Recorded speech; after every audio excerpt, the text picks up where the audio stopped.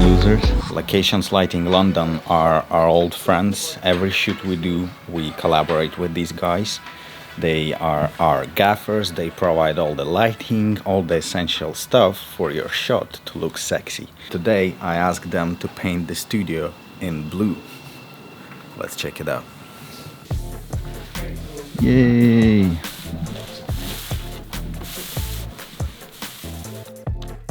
Proper blue.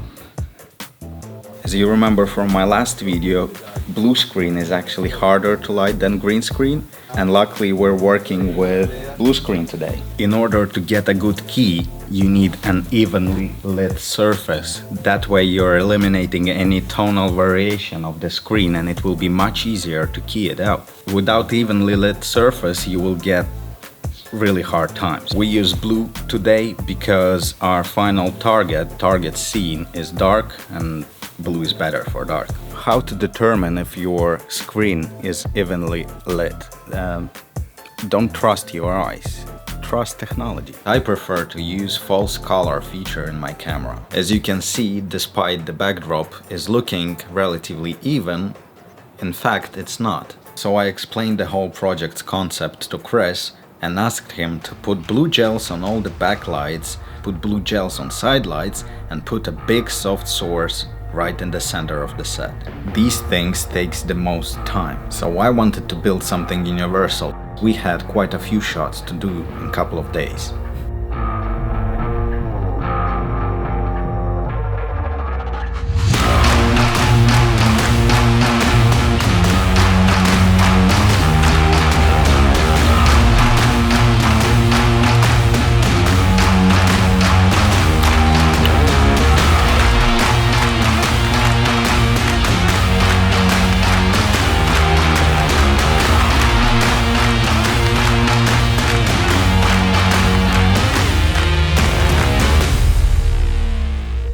Interesting fact is that in this place, this is actually 25 years of paint layers. 25 years someone was constantly painting this over with different colors, green, white, black, whatever the client needs. Crazy. One of the problems that may occur in such a setup is hotspots. Unless it's intentional, you can actually remove it by putting some clean film over your floor. It will produce some reflections, but it will also help you to even out your exposure. Just a nice tip. Is it a nice tip? It's a very nice tip. It works a treat. Any props, anything your actors need to interact with has to be painted in the same color. That's obvious. Couple of ground rules about green or blue screen. You don't want the screen to be wavy. It has to be a flat surface. If you have a backdrop like paper roll, just clamp it at the bottom so that the surface is even. Sometimes we get footage sent with a cloth backdrop and there are massive creases on it, and if the light is wrong as well, then it's a nightmare for keying. Look at this right here. This is ideally flat surface. That's what you should be aiming for with any background you use, whether it's cloth or paper, doesn't matter. In terms of lighting, all you need is a couple of lights for your background and then something to light your subject. Try to separate your subject from your background. As for the background light, ideally it has to be soft source, because Fernals or any other unsoftened sources, they will create hotspots which you don't want. You don't obviously need the studio like that to make the blue screen or green screen kind of workable. To prove the point, here's my setup in the garage. I have two cheap LED panels hitting the paper blue screen. Then I have a separate hair light, and here I'll have my key light. You probably can't tell from this footage, but the blue screen is quite far away. So whatever will be in here, it will be very well separated from the background. This garage is quite cold and humid, therefore my paper background got a bit spoiled. It's not perfectly even. Even this far from ideal setup allows you to get a decent key. If you're using paint like we do here, try to keep the floor safe.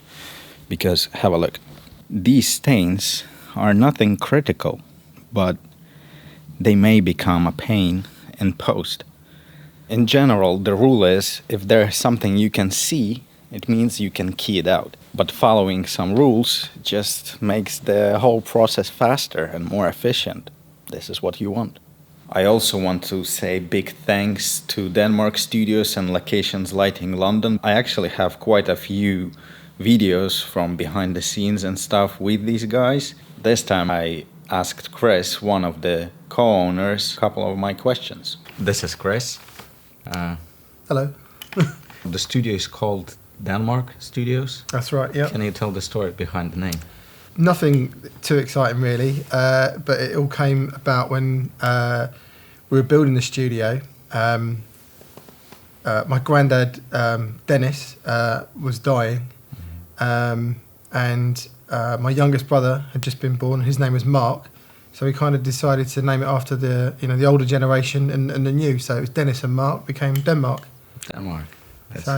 Unfortunately, when it was being built, my granddad, he passed away, so he didn't get to see the finished product. But his memory lives on, here. And how old is the place? The studio, I think, is about 25 years old, something like that. 25 years. Yeah. So it's been here a while. That's actually the bit about that background that I told you earlier. Chris told me that it's 25 years of paint layers in here. It's crazy. The studio is a lot bigger. How thick is it? It's got to be about 3 inches or so, something like that. Bloody hell. It's quite a lot of paint, yeah. Crazy. All right, so we're lighting the Bluescreen today. Do you have any tips or tricks that you use? Because you obviously do it quite often, lighting the backgrounds. Yeah, when we're trying to light the background to get a good key, we always make sure to get a nice even light across there. So we typically use some Iris One cyc lights to light the back wall, and then space lights for the floor. And then what we normally do is check using the histogram to make sure that we've got a nice even light on that background. Or false color, like I do. Yeah. Do you use all the stuff that is in here? Because I filmed a lot of lights and cables and wires. Yeah, it all works and goes out. It's a bit like an Aladdin's cave. It's every square inch of space is used to store something or other. But it all works and goes out at various different times. Some things more often than others. Stuff that's kind of hidden up in the ceiling. Yeah. The things that don't go out as much. Obviously, being a bit less accessible, but. Yeah, it all goes out and earns money. It's actually crazy. I haven't filmed the whole kind of premises of this place, but they have like garages, storages. There's so much stuff. The guys are not only working in here. They have another location called Studio 434. 434. It's a purely car shooting studio. It's specialised in doing cars. Yeah, it's got big driving access, so we can get really big vehicles in there, like buses and huge vehicles. Yeah, it's really big. Bloody hell! And that's all widescreen in there. Okay. And it's got the rig can lower down on truss motors, so we can easily rig lights quickly onto it and then raise it up. And quite often we'll put a big silk underneath all of the space lights.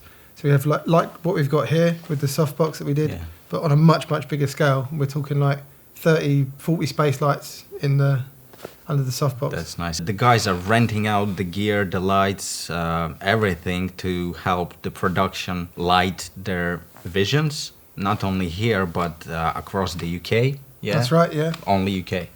And internationally as well. Internationally too. Yeah. We don't get so much international stuff, but we shipped out some underwater lighting to Eastern Europe earlier this month. I think Mark told me about it. Yeah, underwater.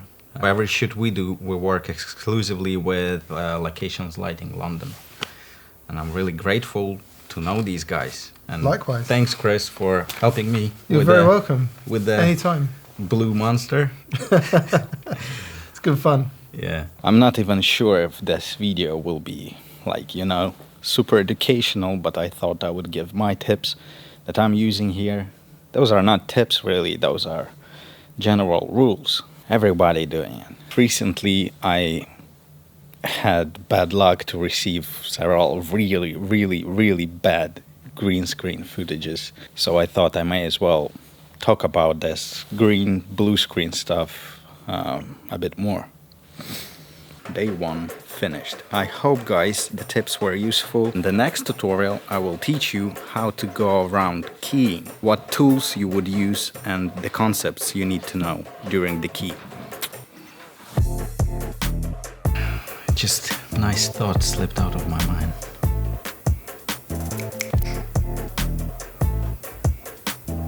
It's gone.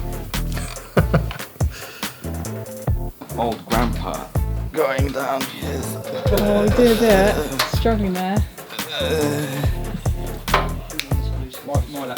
And again. Give us a wave.